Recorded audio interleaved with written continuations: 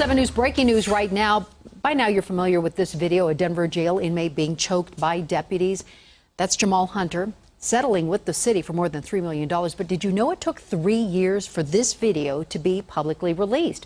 A similar delay for these two videos, excessive force violations, one from 2012, the other from 2013. Well, 7 News reporter Amanda Kost is investigating. And Amanda, you found the delays in discipline are pushing back when these videos are made public for the rest of us to see.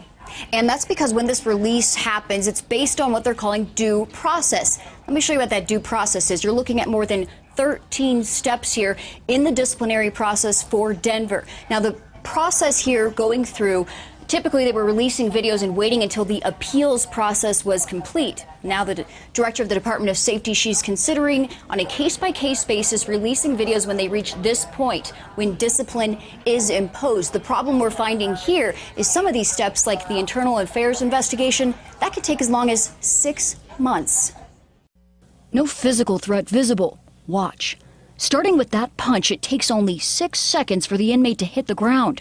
But it took more than a year and 3 months to decide on discipline for the Denver sheriff's deputy, fired for violating the department's use of force policy and lying about it. It has taken a long time historically, and my goal is to get at that. Stephanie OMalley, in charge of Denver's Department of Safety since January. Any idea of how many pending disciplinary cases there are right now? In the sheriff's department? Yes, ma'am. Over 100. Over 100, yes. Yes. Is that acceptable? It is factually what it is. Cases dragging on. This deputy fired, appealing the decision. The sergeant suspended for ordering the use of stun guns on this inmate seated on his bunk, appealing as well. And this from 2011, set to become the most expensive civil settlement payout on record in Denver.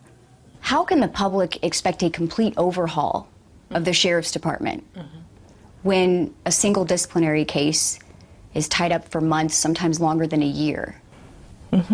Well, what you do is you look at the process, which is what we're beginning to do now in a greater way. We're asking ourselves those tough and hard questions. Are we doing this right? Is our approach right? And OMalley ready to hire help from the outside, telling 7 News an independent review is an urgent priority. Reporting live, Amanda Kost, 7 News. So yes, the mayor calling for an outside review of the Denver Sheriff's Department. In fact, our partners at the Denver Post confirming the focus will be on the department's internal affairs. The decision comes a week after the sheriff stepped down amid several abuse cases within the department.